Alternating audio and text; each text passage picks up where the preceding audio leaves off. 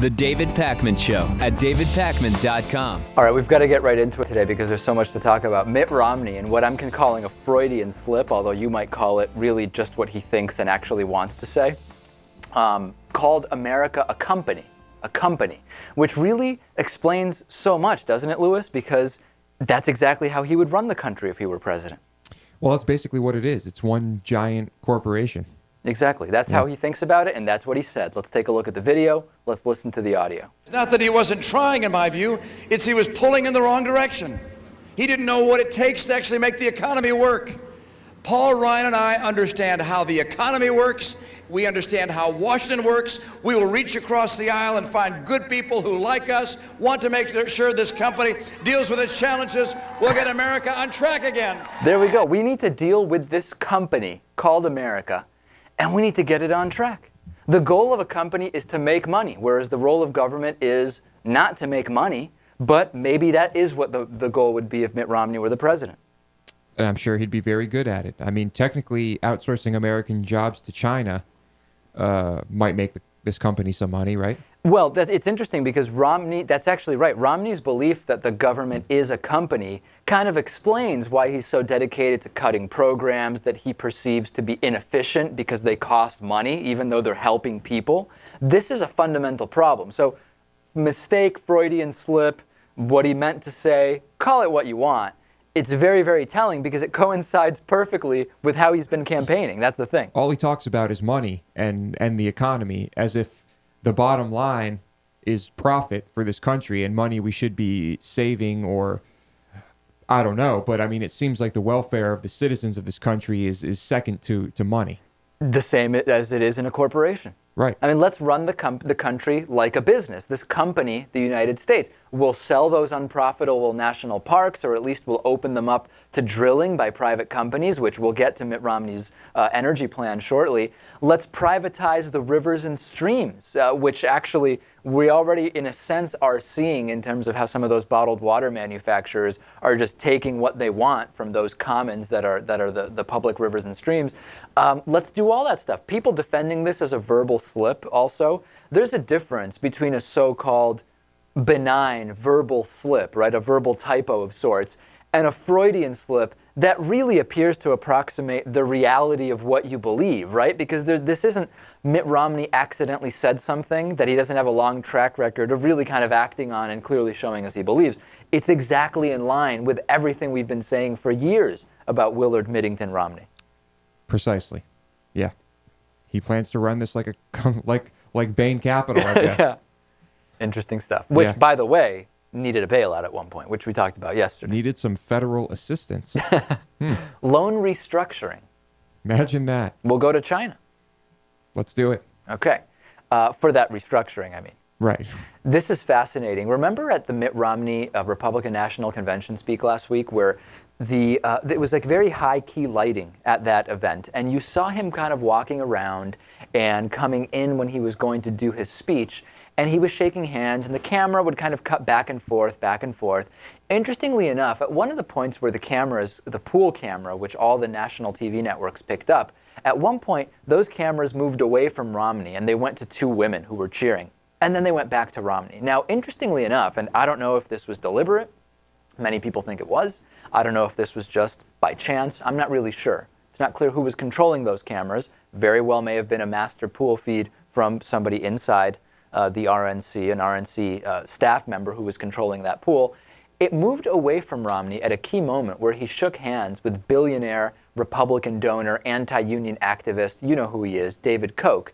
Big handshake, big embrace. Now, fortunately, the Democracy Now! Cameras actually got this handshake, Lewis. So we actually have side-by-side video. This is brilliant stuff. This is from Democracy Now!, and you'll hear Amy Goodman narrating what goes on here, and she'll explain that at the exact moment that Mitt Romney goes and shakes hands with David Koch and embraces, the cameras just don't show that. But side by side, Amy will show us. And if you're watching, you can easily find this video. It'll be on our YouTube channel. It's on the Democracy Now! Channel. Let's take a look and listen at what's going on here. I want to go back to that moment when Mitt Romney made his entrance on Thursday night. He walked down the aisle of the Republican convention, and as he was passing the New York delegation, he shook the hand of the state Republican Party chair, Ed Cox, and then he shook hands with David Koch, actually put his hand on his shoulder, pointed at him, and shook his hand. While Democracy Now! Was there on the floor, we captured the handshake on video. The pool feed that went out that the network's broadcast cut away just before the handshake, showing two enthusiastic young women supporters, and then an overhead shot of the convention center. Then the shot comes back to Romney further down the aisle, shaking hands as he ascended the stage. And we show that split screen for our radio listeners. You can go to democracynow.org. I think it's okay.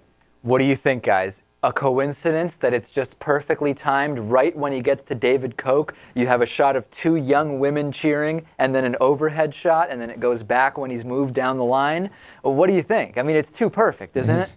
Is it possible that it's coincidence? Yes. Highly unlikely. You think it's unlikely? Highly unlikely. Natan, what do you think? I'm just unclear. Who this was one network who cut away, or No, this is like the feed that went to all networks? All the networks were running a master pool feed. They all ran the same Right. feed. And who was deciding? That's what I'm shot? saying. We don't know whether that was RNC. You know, for example, C-SPAN runs a feed which is controlled within the House of Representatives, and the House can cut the audio, as we've seen happens. Right. And C-SPAN just has to kind of deal with it. You would think it stands to reason that at the RNC, the pool feed is controlled internally by the RNC, and networks use that feed. I just find the whole conspiracy a little bit bizarre, just because most people don't actually know who David Koch is. They so what don't would know be who the David Koch purpose is, of but that? you have to. It's still a good idea not to have video footage of that interaction. Because the Obama campaign knows who David Koch is, and there is more and more Koch recognition in this country, and they can then be used in ads, et cetera, et cetera. Why not avoid having that visual altogether? I mean, it's perfectly reasonable. Let me put it a different way. Let's say that President Obama had not distanced himself. Not that this is, I want to be very clear, this is not comparable, okay? But let's say after Obama distanced himself from Jeremiah Wright, you know that if Jeremiah Wright is front and center at the convention, and there's video in 2008, and there's video of Obama shaking hands and embracing him after he has said that it's this guy he's not really in touch with anymore, so on and so forth, you know that would make it into Republican ads. It doesn't matter if the average voter doesn't recognize him by face. It's still something you want to avoid. Yeah. Why have it out there? Why have it on record at all? Still a little foolish to think that there wouldn't be other cameras around at this convention well, that that's would the pick thing. that up. But they were very closely controlling what cameras were inside the convention center. This appears to be some kind of cell phone video or something of the like. The bottom line, it's a microcosm of the entire Republican campaign. David, everyone in the world has a little camera on their phone now. Yes, that's a very good point. Yeah.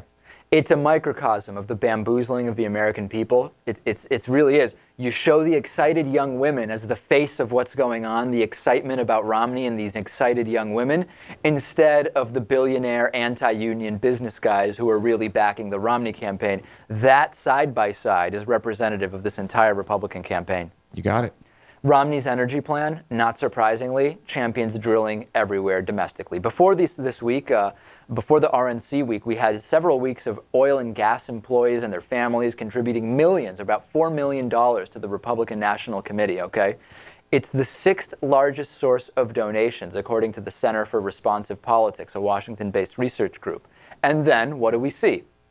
The industry, through political action committees, donating a ton of money to Romney, donating to the Republican National Convention, oil and gas, and then out comes Mitt Romney, and he says, you know what, my energy plan to get us off of foreign oil by 2020, we're going to drill everywhere in the U.S. It's just the U.S. is going to be drilling central, drill, baby, drill, essentially the Sarah Palin plan. And, oh yeah, I mean, I got millions and millions from the people that will make billions off of this energy plan, but don't worry about that because this is what's good for America. Not the corporations that are giving me millions of dollars and will make billions from this. This is good for America. Do you buy it? Well, see, here's the thing. He thinks that what's good for the corporations is good for America. To him, it's one and the same. Right. America is a company, as he said. Yeah. So is this even a good idea in the short term, I really doubt it. I mean, here's the thing. The focus needs to be on alternative energies. Right. Short term, it takes 5 to 8 years to really get a lot of these projects going.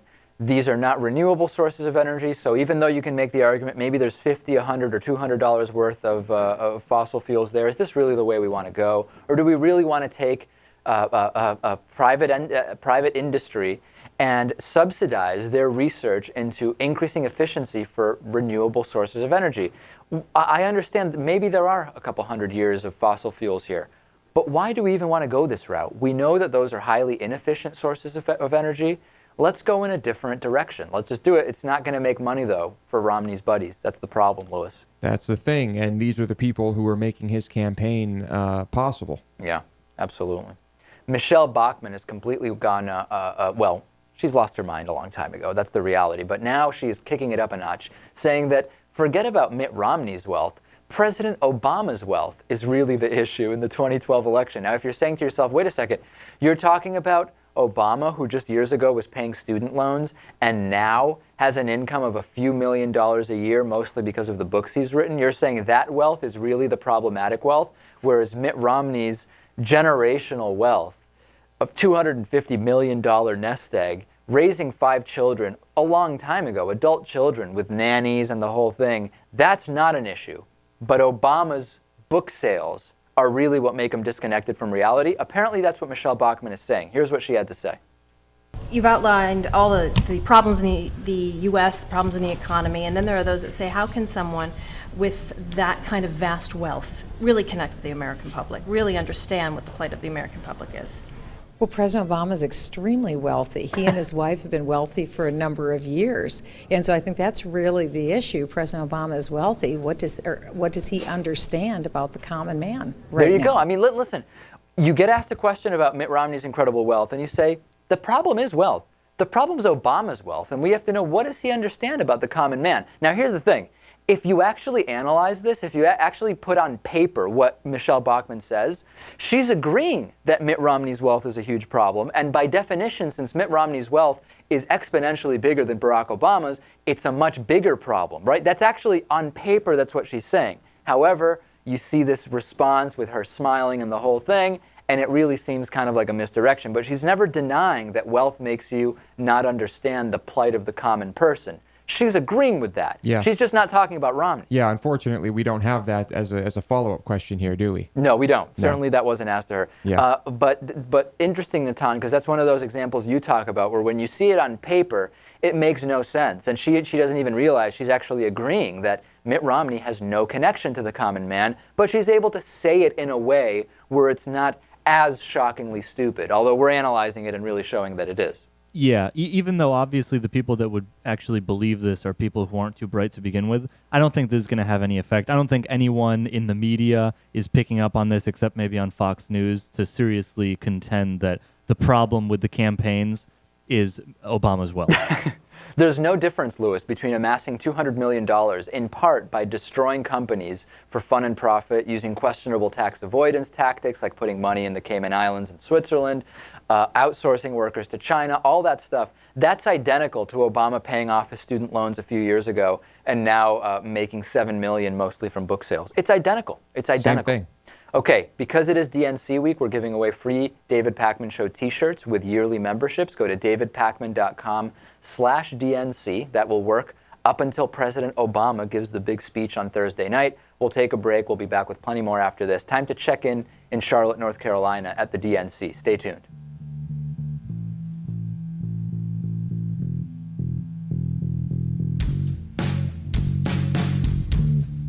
The David Pakman Show at davidpakman.com.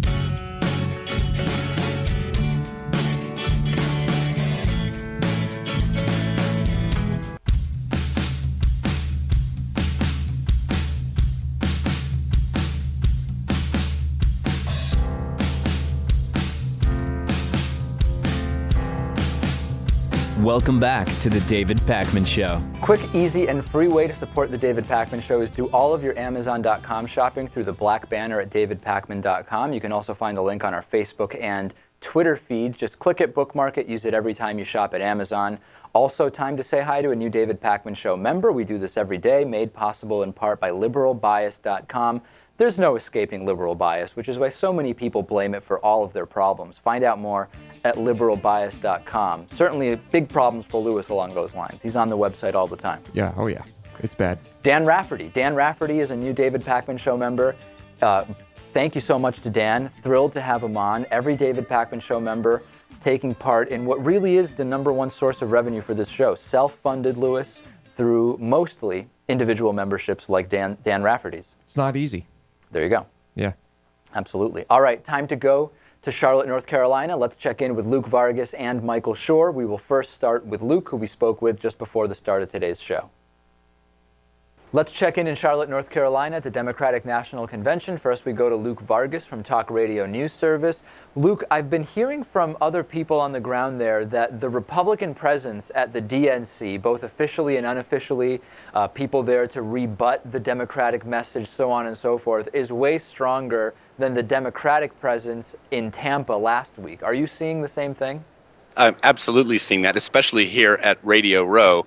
Last night I spoke to someone from Breitbart Radio who is staying at the same hotel that I'm staying at, and he was saying, oh, it's too bad no one wants to speak to us. We don't have enough guests. Well, sure enough, today that table's been very, very busy. Karl Rove is here, and the Republicans are actually having an event in 15 minutes in downtown Charlotte. If you had to think of a place where the Republican Party would have set up a war room, in here in Charlotte, you probably would guess the NASCAR Museum, and that's exactly where they are. At the basement level, they set up an area with television screens where their communication staff can try to push out a message for the Republican Party here at the headquarters of the Democratic movement. Very interesting. So there's kind of two ways to think about it, right? I mean, on one hand, you could say, well, Republicans are just much better at countering with their message. Of course, if that was the case, their message at the RNC last week would have been much more cohesive and strong. The other kind of argument would be Republicans are feeling much more of a sense of desperation and feeling like they can't lose 3 days of messaging to almost exclusively Democratic speakers during the DNC. I mean, what's your sense of which it is?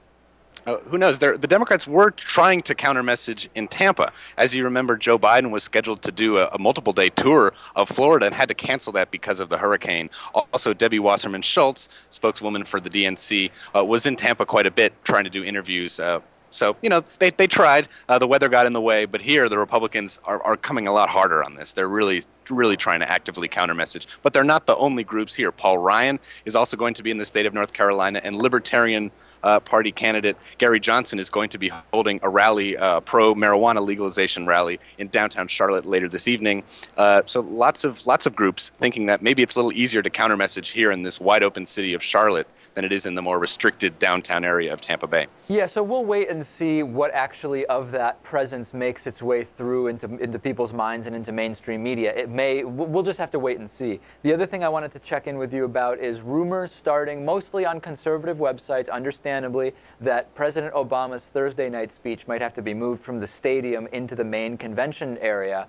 Of course, the reason that they would be citing would be you can't get enough, they're not able to get enough people. What's the reality of the rumor? Where does this stand? The rumor right now is really only being put forth by the Daily Mail and Drudge Report, so you know, interpret that as you want. But there could be other excuses given for a potential change, including the weather, which last night, we had a really, really nice day yesterday. Sunny, people were enjoying the carnival atmosphere outside, and then it really lightning storm came through. I looked on my radar. All of North Carolina was red with those storm pockets, and it was just downpouring here for hours, so they could cite weather. But they have been trying to do a lot of efforts, the Democrats, to get people into that 70-plus thousand person stadium, one of them being, which I think is quite cool, this 931 program, which is for volunteers who volunteer 9 hours to work here at the convention. Over 3 shifts, will get 1 ticket to see President Obama speak on Thursday. I'm guessing they got a few thousand people through that. I've seen many people in town who are just visitors, who aren't even delegates, who are still coming to Charlotte. So it would be my impression that they probably could fill it. But, you know, there are rumors that they may not be. So we'll have to see. Maybe later tonight we'll know more, but maybe not a clear answer on that until tomorrow or later. All right, sounds good. So we'll watch. I'm looking forward to Michelle Obama's speech tonight. We'll be doing an instant response on YouTube, as we did all of last week for the the Republican keynote speakers. Then we'll talk to you tomorrow. We've been speaking with Luke Vargas, Talk Radio News Service in Charlotte, North Carolina. Thanks, Luke. Take care. Now let's go to Michael Schur, political correspondent for the Young Turks on Current TV, now joining us from Charlotte, North Carolina.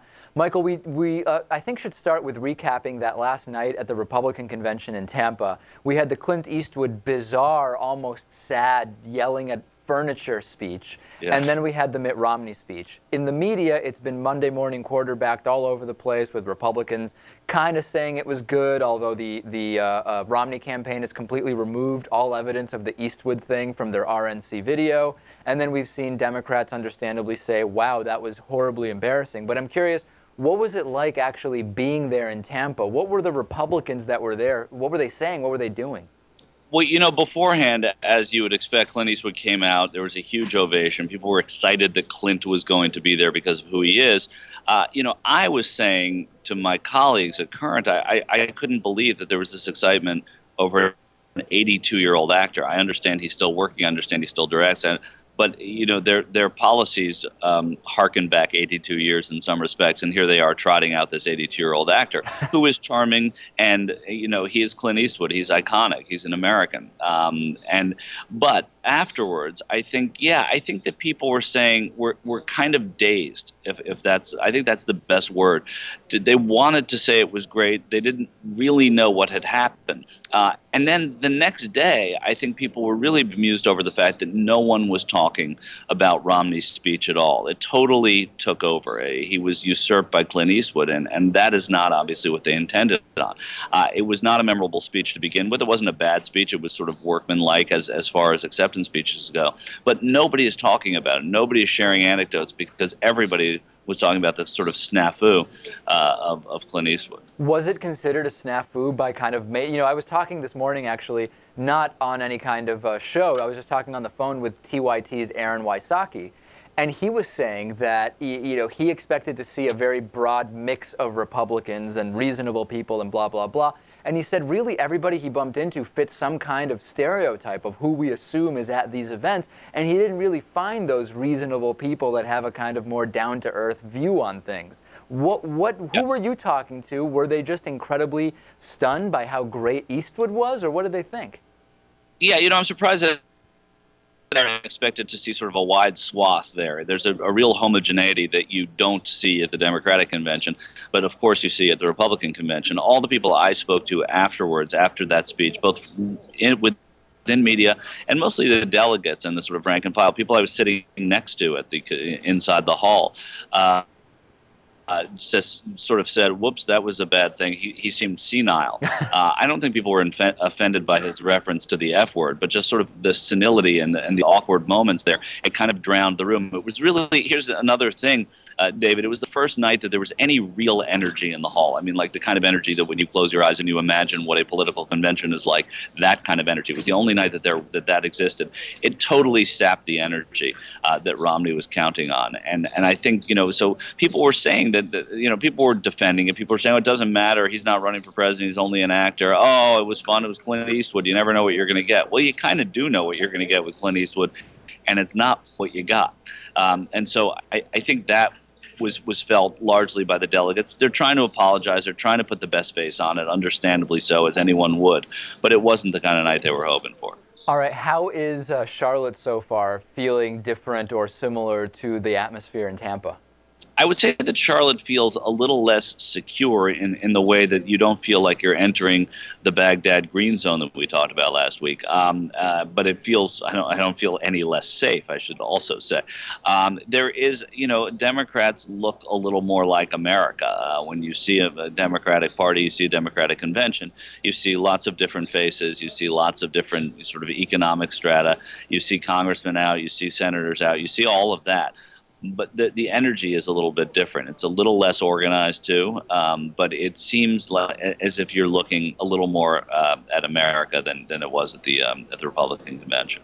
All right, so tonight we've got Michelle Obama. We'll be doing instant response to that speech as we did all of last week. I expect it to be an interesting speech. I'm curious to see Ann Romney's speech. She opened by saying this isn't about party or politics. It was exclusively about that. I'm interested to see whether Michelle Obama will make a similar disclaimer, but also how much reference to specific policy will there be? We just don't know yet.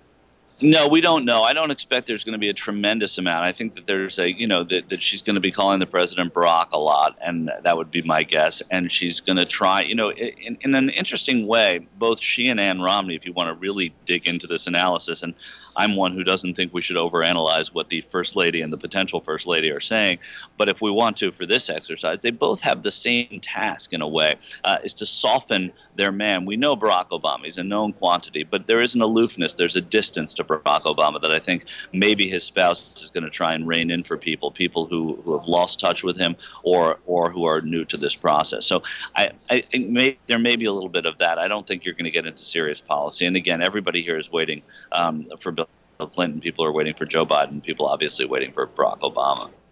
All right, Michael Schur, political correspondent for the Young Turks on Current TV. We'll check in with you tomorrow. David, thanks. Okay, we'll take a break. Stay tuned. Plenty more coming up after the break.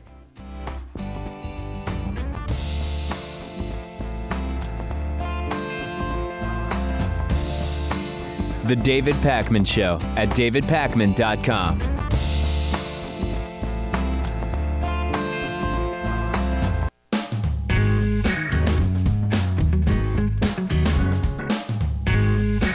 Welcome back to the David Pakman Show. All right, Pope Benedict XVI has been tricked into blessing two porn actors, and a video of the moment is set to be included in a new Bel Ami gay porn film. This is pretty compelling stuff. This is, of course, according to famous gay porn producer and Bel Ami founder George DeRoy, who announced this in an online forum. The film is called Scandal in the Vatican. It's coming out this month, and it's the story of a couple of young priests dressed as Catholic clerical students who enjoy their sexual experiences in the little country in the heart of Italy's capital, Rome. What do you think about this, Louis? The Pope being tricked. You will see Pope Benedict XVI in the movie blessing the main actors in a Vatican meeting. Of course, he had no idea that this was for a porn movie, really tricking the Pope. I think it's great. You like it? I love it. Yeah.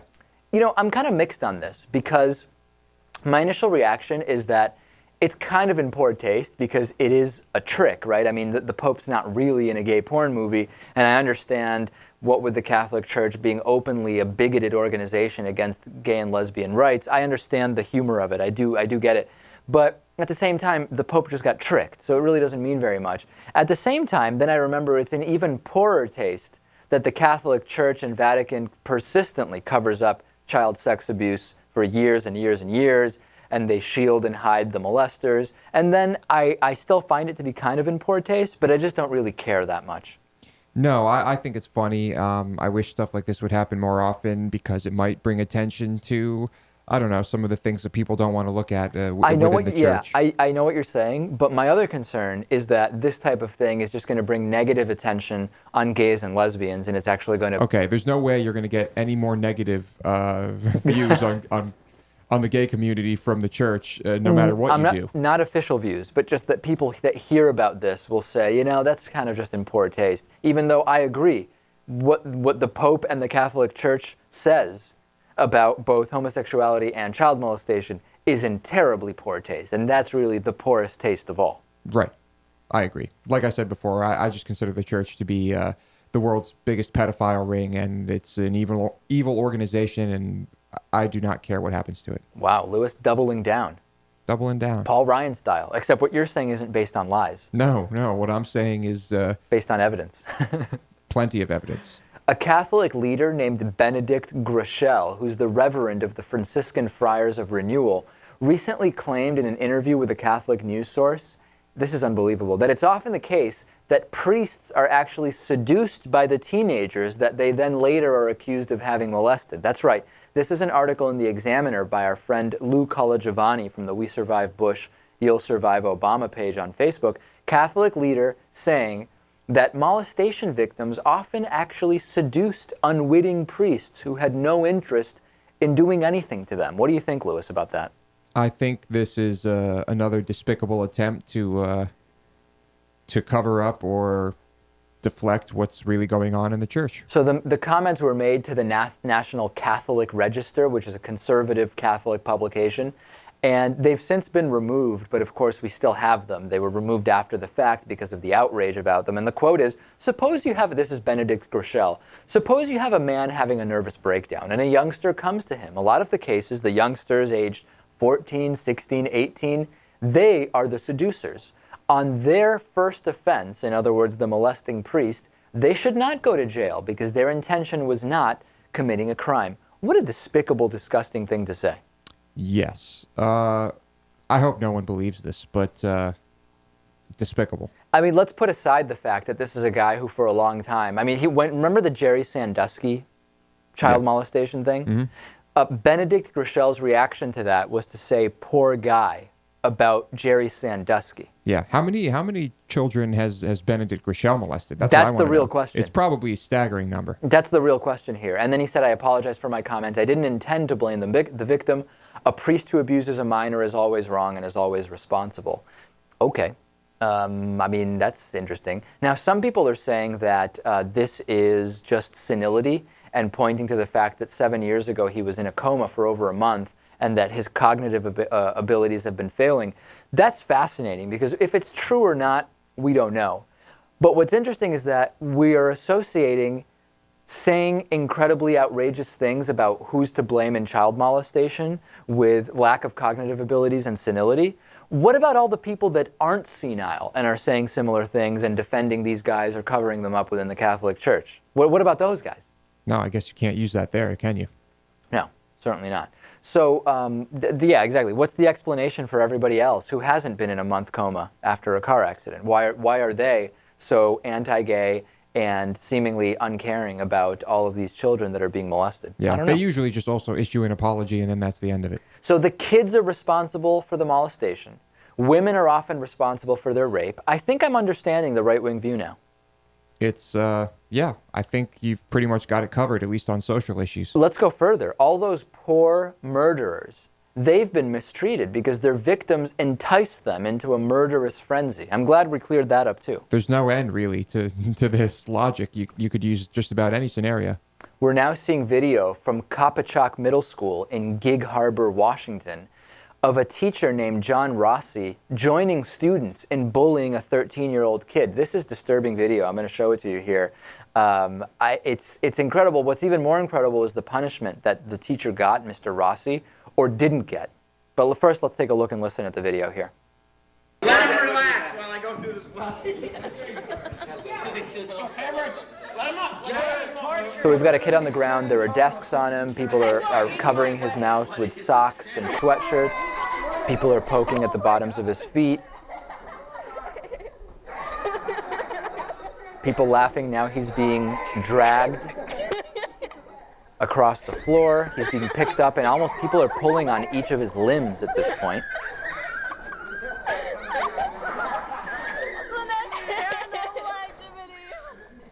And it goes on, and presumably, you know, I'm not totally sure on which one the teacher is. I think in the freeze frame I have, I'm not actually sure. I think it may be the person who's kind of mid-screen towards the top where you see the two shoes and the pants there. I'm not actually sure. It's not even on the table that the teacher wasn't involved. So in other words, the students, everybody knows that the teacher's been involved. It's not in question at all. It's just hard to identify which one the teacher is from this particular video, Lewis. Yeah, I'm reading some of the comments here, and some people claim that the child is laughing. I don't know. It looks like there's a lot of people trying to defend the teacher. What's incredible is even if the child is laughing, children are going to do anything to try to get through a situation. So if the reaction is to laugh, much the same way that when someone is sexually abused, the reaction does not often at face value appear to be that of such shock and distress. To defend this by saying the kids seem to be laughing is pathetic and disgusting. I mean, it really is. Yeah, seems pretty straightforward, but I don't know. Well, here's the incredible thing. Rossi was suspended for 10 days without pay, given training, and moved to another school. Why wasn't he fired? And what I really want to draw the parallel to is if this were sexual assault, the guy would be gone. The idea that it's less serious because it's bullying of a non-sexual nature, I just don't agree with. I mean, what do you think, Natan? I think that this is a guy who should be fired. It's clear that this is not a pending investigation thing because this is the result of of the action. It was 10 days without pay, training, you go to another school. Isn't this equivalent to sexual abuse? Well, I don't know if it's equivalent to sexual abuse. I mean, assuming that everyone at the school, the people that let him go, as we could say, as long as they know that it was bullying, then I think that he should have been fired. Clearly, I'm not However, saying. maybe Let me it clarify. wasn't Though. Hold on a bullying, second. Let me according to clarify. them. Let me clarify here. I'm not saying that this is equivalent to sexual abuse in terms of the traumatic effect it will have on the child. We don't know. That can vary depending on, every situation is different. What I'm saying is, from the point of view of whether this is a teacher that in the future should be allowed to teach children, if someone has sexually abused a student, they should be fired. If a teacher has participated in bullying, which is something that they should be there to prevent, they should be fired. They should no longer be teaching children. In that sense, I believe it is analogous in how it should be treated by the school district. Yeah, I agree with that. I'm just watching the video again. A lot of people are saying that it was just horseplay, and then someone makes the comment that, well, didn't Sandusky call what was going on in the showers horseplay? Case in point, that's exactly the word that is used by defenders here. So in any case, completely inappropriate and very, very sad. Very sad. Yep, very strange stuff. Let's take a break. We'll be back after this. A couple more stories I want to tell you about. And what else, Lewis? DavidPakman.com/DNC, giving away free David Pakman Show t-shirts with a yearly membership purchase. Check that out.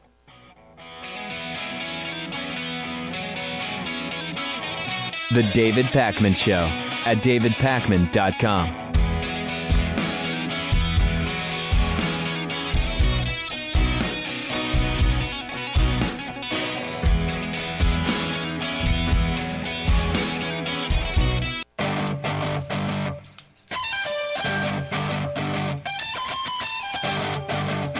The David Pakman Show at davidpakman.com. There's an LAPD arrest video that has been circulating, which is now being investigated by the LAPD higher-ups, which shows cops body slamming a nurse and mother who was wearing a dress twice during a cell phone traffic stop. This is incredible. This is Michelle Jordan, who was pulled over. She's of Sunland, California. She was allegedly talking on her phone while driving into Junga in northeast Los Angeles. Okay, now, Jordan pulled into a parking lot of a Del Taco restaurant, got out of her car to confront the officers.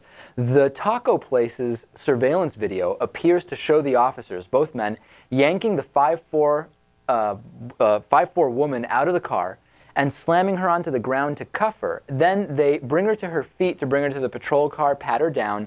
Moments later, another cop slams her down onto, or one of the cops slams her back down on the ground a second time. We have the video of this. I always have the same question when looking at this type of thing, Lewis, which is, what extenuating circumstances could we make up that would make this logical, right? So people will say, well, we don't know the full story.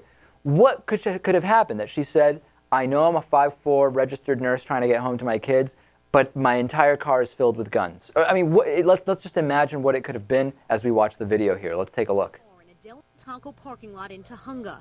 It is unclear why, but suddenly the officers take the woman down, slamming the 5'4", 34-year-old mother to the ground.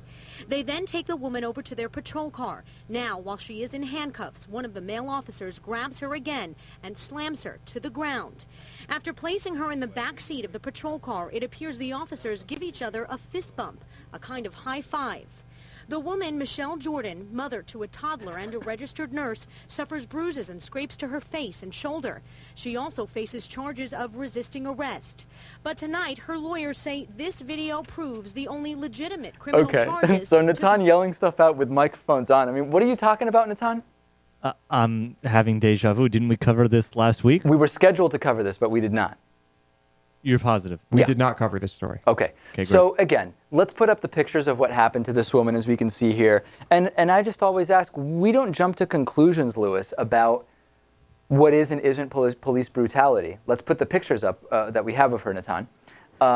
As you can see here, these are some pretty serious injuries, and being body slammed twice, I just don't understand. I want to understand. And again, I'm not casting aspersions on these police officers, but there's just so many questions as to what could we even imagine that makes this make sense. The first time she went to the ground, it looked like she was trying to resist them arresting her and trying to pull them away. The cop kind of fell over. It looked like that might have been an accident. The second one, no way. She clearly got just body slammed.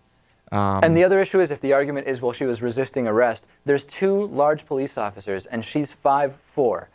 To what extent can she resist arrest that would warrant body slamming her down on the ground twice and then fist bumping your cohort? It just doesn't make sense. I just don't get it. Yeah. So either way, that second body slam, completely unnecessary. If the first one was intentional, also completely unnecessary. I don't see why 2 full-grown men cannot handle that better. They're supposed to be professionals. Not very professional. A deaf child named Hunter is not allowed to use his name sign because the sign for Hunter, which is a dictionary word, uses the thumb and 2 first fingers in a gun shape and suggests a shooting motion. So my question about this is, this is Hunter's language. Hunter's language is sign language. Therefore, if you're not allowed to say your name because of a disability like being deaf, is that not a violation of the Americans with Disabilities Act? Is it? Well, what are the provisions of that act? Let's think about it in another way. As Brian Spanger said, this is a symbol. It's an actual sign language sign. It's a registered sign through the SEE, which is the Signing Exact English, which is Hunter's sign language. So his name gesture is modified with crossed fingers. So it must be, whereas this would be the regular gun sign, it would be, I would imagine that these 2 are crossed, and that's indicative that he's not talking about a gun or a hunter, but he's talking about himself. I'm Hunter. How can you say that he's not allowed to say his name? I just don't get it. I just don't get it. And what if his name were in English, if he wasn't deaf and his name were Gunner?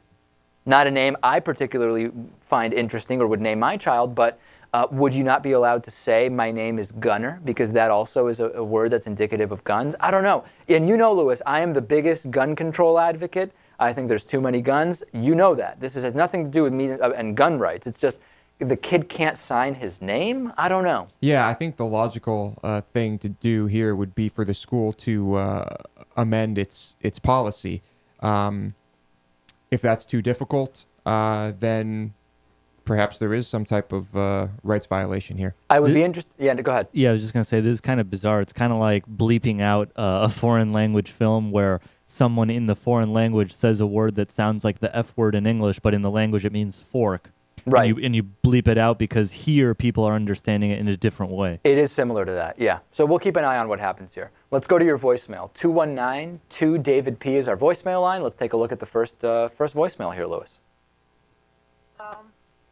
Hi, I listened to David Pakman. I just wanted you to know that your new member the other day is not the only one from Utah that listens to you. I live in southern Utah, and I'm very, very afraid of these people. They frighten the hell out of me, the Republicans, not because of what they might take away socially, but what they're environmentally going to do to this planet.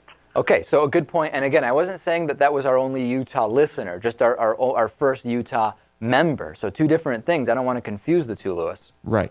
And then here is one more voicemail about the Angelina Jolie lookalike raping a cabbie in Romania story. Hi, David. This is Elka in Fort Wayne, and I'm calling in response to the story you did on the guy who was raped. You didn't refer to it as rape. I'm going to refer to it as rape. The guy who was raped at knife point by the Angelina Jolie lookalike. I work with violent offenders, many of whom have disclosed to me that they have been victims of sexual assault or prolonged sexual abuse as children and as young men. And, when you did the story, as I listened to it, it kind of took on the typical male tone of, oh, what a joke. So I want to address this. It's completely accurate that I was wrong not to say that the Angelina lookalike raped the cab driver. I was wrong, and really I was influenced by the stories we were reading, which is not to defend what I said.